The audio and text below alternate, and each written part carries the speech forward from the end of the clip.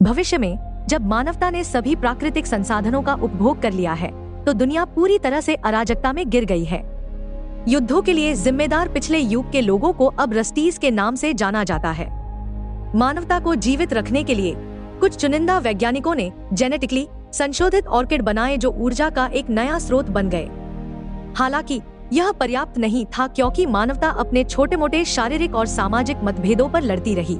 इसलिए एक नया और क्रांतिकारी समाधान पाया गया। लोगों को सुंदर बनाने के लिए ट्रांसफॉर्मेशन नामक एक सर्जिकल प्रक्रिया शुरू की गई। इस तरह यह आशा की जाती है कि सभी की कमियां आगे कोई अराजकता पैदा नहीं करेंगी। सर्जरी का उद्देश्य मतभेदों को खत्म करके और अधिक समरूप समाज बनाकर मानव स्वभाव को नियंत्रित करना था। परिवर्तनकारी सर्जरी बच्चों पर तब की जाती है जब वे 16 वर्ष के हो जाते हैं। इससे पहले वे शहर के एक अलग हिस्से में अपने छात्रावासों में रहते हैं और उन्हें अग्लीज के नाम से जाना जाता है। टेली और उसकी सबसे अच्छी दोस्त पेरिस अग्लीज है। 3 महीने बड़े होने के कारण पेरिस की सर्जरी होने वाली है और वह जाने से पहले टेली से मिलने छत पर आता है। पेरिस के मन में टेली के लिए भावनाएं हैं, लेकिन वह कभी भी उसे उसके सामने व्यक्त नहीं करता। दोनों के हाथों पर मिलते जुलते निशान हैं, जो उनके बचपन से थे, जिसे वे प्रिटी प्रक्रिया के बावजूद बनाए रखने की कसम खाते हैं। पेरिस उसे 1 महीने में पुल के नीचे मिलने के लिए कहता है, जो छात्रावासों को शहर से जोड़ता है जहां वह उसका इंतजार कर रहा होगा। हालांकि सर्जरी के बाद टेली ने पेरिस को कई बार संदेश भेजे, लेकिन कोई जवाब नहीं मिला। टेली उसका इंतजार करती है, लेकिन वह कभी नहीं आता। टेली यह जानने के लिए उत्सुक है कि पेरिस के साथ क्या हुआ है। शहर में चुपके से घुस जाती है। वह उसके रूप और उसके अलग व्यक्तित्व से हैरान है। जिस निशान को उन्होंने बनाए रखने की कसम खाई थी, वह भी चला गया है, क्योंकि वह उससे कहता है कि उसे नहीं लगता कि उसे अब इसकी जरूरत है। जल्द ही शहर की पुलिस टेली को पेरिस के साथ पकड़ लेती है और उसे भागने के लिए मजबूर होना पड़ता है। हालांकि वह पुल पर फंस जाती है, लेकिन तभी बच पाती है जब अग्लीज छात्रावास की लड़कियों में से एक शे उसे बचाने आती है। बाद में वह उससे दोस्ती करती है और उसे पता चलता है कि वह एक विद्रोही बदसूरत है जो उसे द स्मोक के बारे में बताती है, एक ऐसी जगह जहां लोग प्रकृति के साथ आजादी से रहते हैं। अपनी बातचीत के बीच में शे और टेली को पता चलता है कि उनका जन्मदिन एक ही दिन है। जैसे जैसे उनका बंधन गहरा होता जाता है, शे टेली को होवरबोर्ड चलाना सिखाती है। शे टेली को अपनी आगामी सर्जरी को अस्वीकार करने के लिए प्रोत्साहित करती है और उसे स्मोक और उसके नेता डेविड की तलाश में शामिल होने के लिए कहती है। इसके तुरंत बाद वह टेली को पुरानी दुनिया के खंडहरों में ले जाती है और उसे बताती है कि स्मोक यहाँ से केवल 4 दिन की दूरी पर है। टेली को पता चलता है कि शे तैयार होकर आई है, यहाँ तक कि वह अपने साथ छात्रावासों से खाद्य आपूर्ति भी लेकर आई है। टेली ने स्मोक में शामिल होने के उसके प्रस्ताव को अस्वीकार कर दिया क्योंकि उसने कहा कि वह केवल सुंदर बनना चाहती है। फिर भी वह टेली को स्मोक के लिए निर्देश देती है, जो एक कोडित भाषा में लिखा होता है जिसे केवल टेली ही समझ सकती है, और इस उम्मीद में चली जाती है कि वह उसे फिर से देखेगी। अपनी सर्जरी के दिन टेली को पता चलता है कि उसे उसकी प्रक्रिया से वंचित किया जा रहा है। फिर उसे ऑपरेशन की लीडर मिस केबल के पास ले जाया जाता है। शे को बताया जाता है कि उसे उसकी मदद की जरूरत है। उसे बताया जाता है कि डेविड एक खतरनाक विद्रोही है और वह शे को चोट पहुंचाएगा। इतना ही नहीं, वह ब्रिटिश पर हमला करने के लिए एक गुप्त हथियार भी बना रहा है।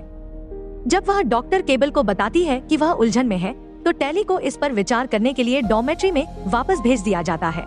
रात में उसका बॉयफ्रेंड पेरिस उसके डॉर्मेट्री में आता है, जो उसे अधिकारियों के साथ सहयोग करने के लिए मनाने की कोशिश करता है। उसके बाद टेली को एक नेकलेस के रूप में एक ट्रैकिंग डिवाइस दी जाती है, जिसे वह अपने गले में पहनती है। टेली को स्मोक में एक जासूस के रूप में भेजा जाता है। वह शे द्वारा दिए गए निर्देशों का पालन करती है और जंगलों में गहराई तक जाती है। टेली स्मोक पहुंचती है और डेविड से मिलती है। डेविड को टेली के होवरबोर्ड पर एक ट्रैकर मिलता है और वह उसके नेकलेस में ट्रैकर को नहीं पहचान पाता है। बाद में उसे स्मोक के रास्ते पर स्थित एक पोस्ट पर ले जाया जाता है, जहां वह डॉर्मेट्री के अन्य लोगों के साथ शे से मिलती है। इस बीच मिस केबल पेरिस को एक उन्नत शल्य प्रक्रिया से गुजरने के लिए मना लेती है। उसे विश्वास दिलाती है कि वह स्पेशल बनकर अपने खेल को अगले स्तर पर ले जा सकेगा। डेविड और क्रॉय व्हाइट टाइगर फ्लावर के खेतों में उड़ते हैं और शहरों को बिजली देने वाले ऑर्किड में आग लगा देते हैं, क्योंकि वह कहता है कि ऑर्किड मिट्टी से सभी पोषक तत्वों को चूस लेते हैं और अपने रास्ते में आने वाली हर चीज को नष्ट कर देते हैं। डेविड कहता है कि ऑर्किड ग्रह को बंजर भूमि में बदल रहे हैं।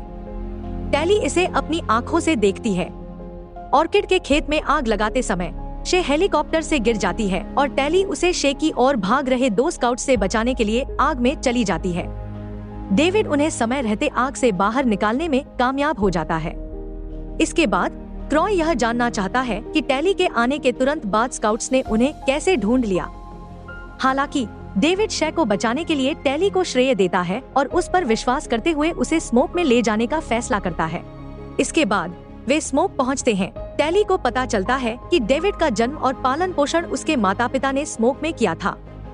इस बीच शहर से स्काउट्स करीब आते जा रहे हैं और वे पहले से सामना किए गए सामान्य प्रिटीज की तुलना में अधिक मजबूत और तेज हैं। इस बीच यह महसूस करते हुए कि टैली डेविड का विश्वास जीतना शुरू कर रही है, शे को लगता है कि उसे कुछ करने की जरूरत है। वह टैली से स्मोक और शहर के बीच चयन करने के लिए कहती है। उसे याद दिलाती है कि वह अब कोई खेल नहीं खेल रही है। जैसे जैसे वह डेविड के करीब आने लगती है, वह और उसका परिवार सर्जरी के बारे में सच्चाई बताते हैं। वे उसे बताते हैं कि लोगों को सुंदर बनाने के उनके स्पष्ट उद्देश्य के बावजूद सर्जरी का उद्देश्य मानव मस्तिष्क की क्षमता को सीमित करना है। यह उन्हें स्वतंत्र रूप से सोचने की क्षमता खो देता है, इसलिए प्रिटीज को आसानी से नियंत्रित किया जा सकता है। फिर उसे बताया जाता है कि कुछ चुनिंदा लोग यह सब जानते हैं और उन्हें पूरी योजना के इर्द गिर्द वैज्ञानिक बनने के लिए इलाज दिया जाता है। वे यह इसलिए जानते हैं क्योंकि डेविड के माता पिता भी कभी उन वैज्ञानिकों में से कुछ के रूप में काम करते थे जब तक कि उन्हें सच्चाई का पता नहीं चला और वे शहर से भाग नहीं गए।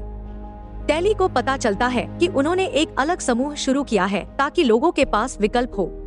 केवल इतना ही नहीं, बल्कि शहर से भागने के बाद से ही वे खुद ही इलाज विकसित करने पर काम कर रहे हैं। यह वही हथियार है जिसका जिक्र डॉक्टर केबल ने किया था। वे उसे बताते हैं कि उन्होंने बेस्ट सीरम बना लिया है, लेकिन इसे पूरा करने के लिए उन्हें एक सिंथेटिक घटक की जरूरत है। रात में डेविड के साथ अंतरंग पल साझा करने के बाद टैली अपने नेकलेस ट्रैकर को आग में फेंक देती है। वह आखिरकार स्मोक में रहने का फैसला करती है।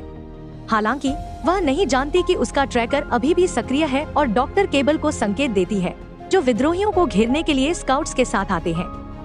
पेरिस, जो अब लगभग अजय सैनिक के रूप में बदल गया है, डेविड के पिता को मार देता है।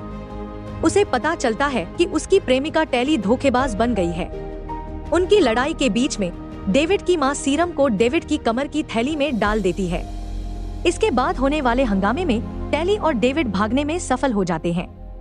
जब पेरिस उनका पीछा करने के लिए आगे बढ़ता है तो मिस केबल उसे रोकती है और कहती है कि उसे जाने दे, क्योंकि उसे यकीन है कि वे जल्द ही अपने दोस्तों की तलाश में आएंगे।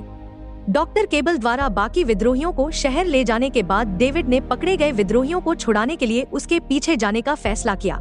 टैली उसके साथ जाने के लिए कहती है, लेकिन वह उसे धोखेबाज कहकर ले जाने से मना कर देता है। टैली उसे बताती है कि उसे बताया गया था कि डेविड शे को चोट पहुंचाएगा और वह केवल उसे बचाने आई थी। वह उसे बताती है कि जब उसने हार को आग में फेंका तो उसे नहीं पता था कि स्काउट्स को बुलाया जाएगा। जब वह फिर से उस पर भरोसा करने से इनकार करता है तो वह उसे याद दिलाती है कि उसके पास कोई विकल्प नहीं है, क्योंकि वह शहर को अच्छी तरह से जानती है और जानती है कि वे उसके माता पिता को कहां ले जा रहे हैं। शहर में पहुंचने पर वे उस इमारत में पहुंचने में सफल हो जाते हैं जहां सभी विद्रोहियों को रखा जाता है। वे शे को छोड़कर सभी को मुक्त करने में सफल हो जाते हैं, जो पहले ही अपनी प्रक्रिया से गुजर चुकी है और अब द प्रिटी में बदल गई है। टैली यह देखकर पूरी तरह से टूट जाती है कि शे वही बन गई है जिससे वह सबसे ज्यादा नफरत करती थी। यह महसूस करने के बाद कि उसे अपने पिछले जीवन के बारे में कुछ भी पता नहीं है, वे उसे अपने साथ ले जाने का फैसला करते हैं। बाहर निकलते समय डेविड की मां लैब से उसके इलाज का आखिरी टुकड़ा भी चुरा लेती है। छत पर जाते समय वे पेरिस को इमारत की छत पर उनका इंतजार करते हुए पाते हैं और उनके भागने के रास्ते को रोक देते हैं। डेविड उस पर हमला करता है, लेकिन पेरिस उसके लिए बहुत ताकतवर है। टैली के पास डेविड की मदद करने के अलावा कोई विकल्प नहीं है और इस प्रक्रिया में पेरिस मारा जाता है। जैसे ही वह छत से गिरता है, पेरिस टैली को उसके उपनाम से पुकारती है, जिससे टैली हैरान हो जाती है। बाद में डेविड की मां शे को इलाज देने से मना कर देती है क्योंकि वह अनिच्छुक है और इलाज से इनकार कर देती है। जब डेविड उसे बताता है कि शे अब खुद नहीं है, तब भी वह इलाज से इनकार करती है क्योंकि यह उसके सिद्धांतों के खिलाफ है और जो उन्हें शहर के लोगों से अलग बनाता है।